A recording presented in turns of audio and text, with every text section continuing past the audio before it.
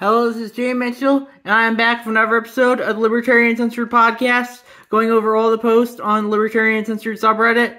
Let's get right into it. So first we have Israel announces largest West Bank land seizure since 1993 from WashingtonPost.com. And that was posted by Swamp Yankee Dan, and yeah, I definitely don't think that's good. Hopefully, they can come together for a two-state solution soon, but I don't think that's too realistic. Hopefully, the Palestinians, if they want to resist, I think they should be able to resist. But with that being said, sometimes life can be unfair, and you just have to cope with it, and that's kind of been like that's be the Palestinian mantra at this point. I would say.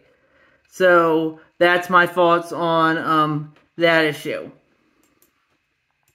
Then we have, what do people in the sub actually believe, from Deacon X Blues, and that's a self-post they made. They said, I find this subreddit to be a strange place. I originally came here after being banned from the main libertarian subreddit, like many others, so I assume most of us would be for some form of libertarianism, amiable libertarian ideas, or at least interested in discussing issues through a libertarian lens. My experience suggests otherwise. I often see stock libertarian ideas downvoted quickly and a general hostility to differing points of view on the topics discussed here, even when they are broadly within the libertarian ideology. Can anyone clarify for me what they see as the general ethos here? I think that there are left libertarians, maybe more so than right in here, but I do think that fully explains what I'm saying. And I said, it mostly seems to be progressives and Marxists banned from the other subreddit here, and that's what I think about that issue, I would say. Then we have What a World to Live In from Chad Muffin, and that's an image they shared. Libertarian homeschooling, day one. The homeschool teacher has a whiteboard that says taxation is theft.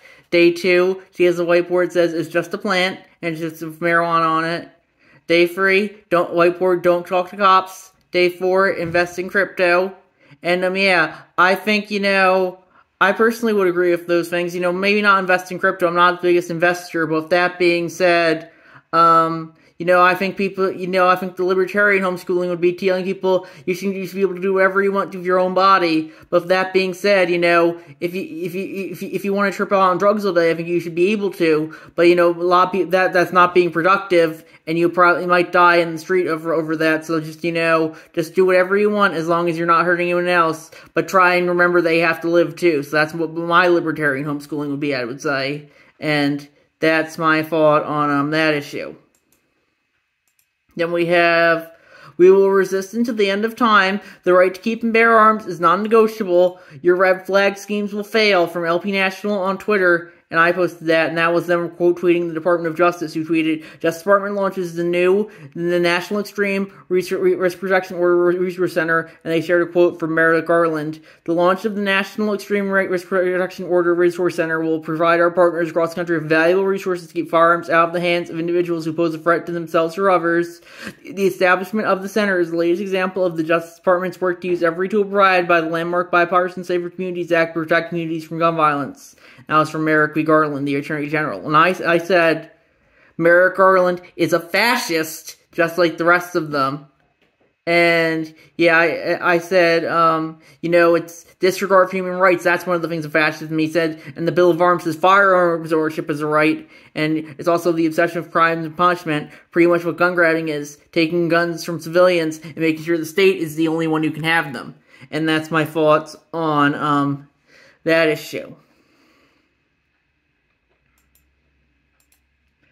Then we have The Tribulations from Clorox, and that's a comic. What did we learn from COVID? And the man's talking to the woman, and the man says, it's the anniversary of a great tragedy.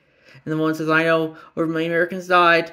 And then we're having to wear masks in public, and then it just kind of goes on like that about how COVID wasn't really that bad, but, the one says, oh, it was that bad, but, it doesn't really matter. I'd say, it's pretty much lock me down harder, daddy government, I think, if you wanted to take precautions for COVID, I think you should be able to. But with that being said, I don't think you should force other people to take precautions if they don't want to. And with that being said, if you just keep to yourself, you're probably not going to get sick anyway. So that's my thoughts on that issue.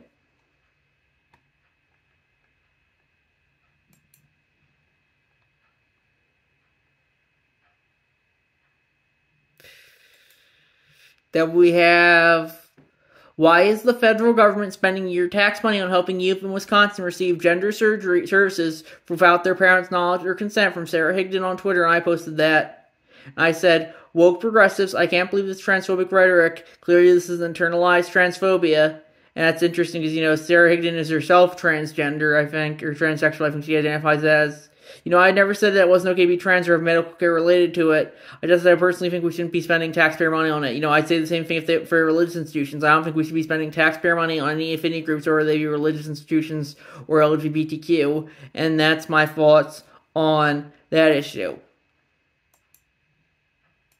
Then we have the re-demonization of the gay male from Queer Majority, and I posted that. And I said, interesting article I found on r/stupid poll. It's very much how progressivism operates. It's not enough to merely be a gay man anymore. Now you need to be trans or non-binary to really stand out. It's moving the goalpost in real time. Even trans or being trans or non-binary, and that might not help you if you dare dissent from the official Lib-Pol narrative at all, like we just saw from Higdon in the last post, I would say. So that just goes to show you that there's always going to be, progressivism doesn't stop just because you want it to. There's always going to have to be something new to fight for, and that's why, it's eventually you gotta tell some people, you do whatever you want, but I personally might think differently, and, if you want to call me a bigot or a fascist or a Nazi because of that, you should be able to, but I should be completely free to disregard that, since I should be able to say whatever I want to, because that's what free speech means. And that's my thought, think, on that issue.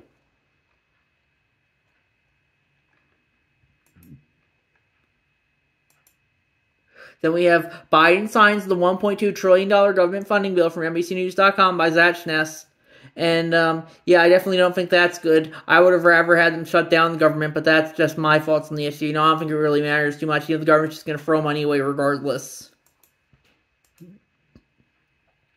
Then we have Biden is relentless and wanting more weapons for Israel. Joe Biden is funding genocide with taxpayer money. Why should we vote for a person who's supporting genocide because they're supposedly lesser evil? All Democrats have is Trump. Trump is worse. For National Silver One, and that's a cross post from the Majority Report subreddit. This tweet from Stephen Simler. Minutes after signing a bill giving Israel $3.8 billion in weapons, Biden demands the House passes foreign aid bill, which would give Israel $14.1 billion in weapons. Name another priority Biden's more passionate about than arming Israel. And I said, average Redditor, Joe Biden may be complicit in literal genocide, but I'm still voting for him. I personally think if you want to vote for Joe Biden, I think you should be able to. With that being said, when your bar is so low that, just Trump's going to be Trump's worse, that's I don't think that's a very good bar to vote for. With that being said, I think you should vote for whoever you feel like, but just be aware that, the lesser of two evils is still an evil, and that's my thoughts on that issue. Then we have, the same was true when the New York Times fired editors for publishing Tom Cotton's op-ed, yet most of the right, along with Barry Weiss, treated them as a grave act of censorship. Video point-based findings are exactly the sort of thing the right has long condemned as cancel culture. And that was his, Gillian Greenwald on Twitter, and I posted that, and that was his reply, quote tweeting Self-Dylan, who tweeted, "The Daily Wire's ending relationship with the show host is not censorship. If anything, she can speak more freely now than before, and I have no doubt the host and owners of Daily Wire will continue to defend her right to do so." And that was that was about how Candace Owens was leaving the Daily Wire over anti-Israel statements, I guess. And I said, people hate cancel culture until it comes to canceling things they don't like. I personally don't think they should fire people based on their viewpoint, but with that being said, I guess, they're in the position of authority, and I'm not, so that's my thoughts on that issue. Yeah. That's it. So, yeah, that's why I think, there. Then we have Don't Even Go There from City Journal, and I posted that, and that's about a story about how the National Institute of Health now blocks access to an important database if it thinks the scientist research manager, quote-unquote, forbidden territory. And I said, just another example of how all the institutions have been ideologically captured. It's increasingly obvious to anyone paying attention that people can't separate their ideology from their work. And that's my thoughts on that issue. Increasingly, you're not allowed to dissent at all without them coming after you for it. And that's why I think, it's very important to take a stand while you still can. Because soon I don't think you're going to be able to take a stand. I think any dissent at all will end you in prison. And that's where it seems to be heading. The U.S. becoming another China in that regard. Then we have And this is why certain government intervention is needed. I mean, seriously, how is this not against the law? From Ragnar OKXG, and that's across from the anti-work subreddit. And it says, is this even legal? And it seems to be no. It's permission to consume, possess, use, or work while taking prescription medication solely at the discretion of the company. Medical representatives notwithstanding the appointing of the employee's prescribing physician. An employee who takes prescription medication while off duty remains subject to the above stated requirements if the consumption of the prescribed medication off duty impairs the employee's job to perform their job. And I said, I think that's important to stand against corporate authoritarianism like this, but I don't think state authoritarianism is necessarily the answer. And that's my thoughts on that issue. I think the people should stand against corporate authoritarianism, but I don't think state authoritarianism is the right response necessarily, because I don't think two wrongs make a right. And that's my thoughts there. Then we have Eric Trump. Lenders were laughing over dad's $500 million bond from RollingStone.com by Patam Fertan. And, yeah. I definitely think, if the lenders want to laugh, I think they should be able to. I don't think Trump's entitled to any money, but with that being said, I definitely do think, it will only help him, his claims that the justice system is weaponized against him, and that's why, it's probably really going to help him in the long run, that's what I think. So that's my thoughts on that issue. Then we have Joe Biden congratulated Donald Trump from Clorox, and that's across from the Parler Watch subreddit, and that was Joe Biden replying to a truth of Donald Trump's, who quote, sharing a picture of a truth, and he said, "Congrats, Donald, quite the accomplishment," and that was him, Donald Trump saying, "Oh, I won a big golf tournament," and I said, I don't think Donald Trump's using Joe Biden's usually using social media. It's probably just one of his staffers, like this one account notes here, and I said, I don't think Biden is any shape to use social media right now, or do much of anything for that matter. Of that being said, I guess it's okay, I guess, that's pretty much social media politics for you, it's just kind of, oh, I'm winning, like that, yeah. Then we have, why Biden offered a UN ceasefire resolution that got vetoed from Time.com by Frosty Slawman, and I said, because he wants to look like he's doing something when in reality he is doing nothing. Holy shit, I think I just described modern politics. And that's my thought on that issue. Then we have War for Oil, as a self-post from Nathan RH, and, that's a few paragraphs. I don't know if I'm going to read all of them, but yeah, I definitely don't think we should go get involved in all the wars, like Israel or Ukraine or all that, and I think we should just, if people want to get involved in wars, I think they should be able to, but I don't think they should be forced to fund wars through taxpayer money if they don't want to, and that's increasingly what we're forced to do right now, and that's my thoughts on that issue. Then we have, when authoritarianism trumps the rule of law, and that's a cross-post from the Public Freakout subreddit, one of the terrorists behind Moscow shooting in court today, barely coherent, torture signs on face, plastic bag that they used to strangle him still on neck, and I said, should probably follow that before we did a terrorist attack in Russia of all places, also might be a CIA asset, they seem to know it was coming for some reason. I don't care for torture. I've always been against cruel and unusual punishment, like the death penalty. With that being said, the man did violate NAP, and he should have known what he was getting himself into. The government, the government can take away any rights any second, if regardless if you violated NAP or not. So I personally don't think they should have taken away anything or any of his rights and tortured him. With that being said, he should have known what he's getting into in the first place, I think, and that's my fault on that issue.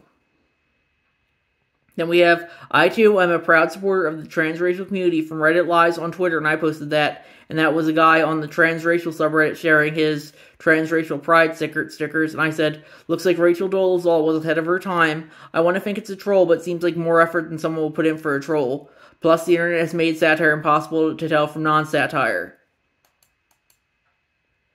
So that's my thoughts on, that issue. Then we have, this is why I know for certain the attack on Huberman is ideological, and why Mag is an outright defender of promiscuity. They hate Huberman explicitly because his podcast helps men better themselves without mainstream channels, and that is something they can't stand. And that was a tweet from Steger and Chetty, and he was replying to the new hit piece from New York Magazine on Andrew Huberman, and he said just a few months ago, NY Mag published a practical guide to polyamory, and yet today they're somehow so concerned about the sexual mores of the unmarried most popular health producer and broadcaster in the world. And I said, what did I say? Just go show that media hit pieces will follow if you dare to dissent at all. I don't really follow Huberman, but he seems to think porn is bad and that men should try and improve themselves. This is a major no-no for progressive sources trying to normalize polyamory. Huberman might be a piece of shit, but that isn't the point. The point is that the alpha media will go after anyone who dissents at all, and once you see that, you can't unsee it, in my opinion. It's definitely, I don't think they'd be going after him if he was left-coded. They're going after him because he's right-coded and he dared dissent, and that's my thoughts on that issue.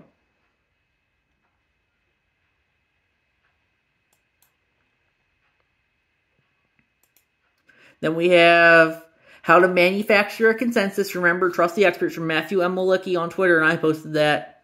And that was him tweeting a screenshot of Professor Elliot Jacobson, who tweeted, "I'm thinking we can get 10,000 people to report Climate the Movie on YouTube as having harmful, misleading content." And I replied, "When you tear out a man's tongue, you are not proving him a liar. You're only telling the world that you might fear what he might say." That's a quote from George R. R. Martin, one of the Game of Thrones books. And yeah, that's my thoughts on that issue.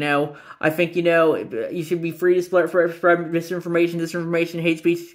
I think all speech is free speech, and we shouldn't be justifying censorship of others just because you disagree with what they have to say. And that's my thoughts on that issue. Then we have Literally Official from Donald Key, and that's a tweet from Wilson Cruz, tweeted, "Well, it's official, the days of democracy are numbered. Apparently in the United States, someone is above the law. It was a great experiment." I said, "There are many people above the law in the U.S., such as the entirety of the U.S. government. Pirates and emperors is a thing for a reason. Screw Trump, but until you realize that he is much more par for the course than some great exception, you aren't going to get anywhere." And that's my thoughts on that issue. And I think we're gonna wrap up there. I'll see you guys next episode. Bye.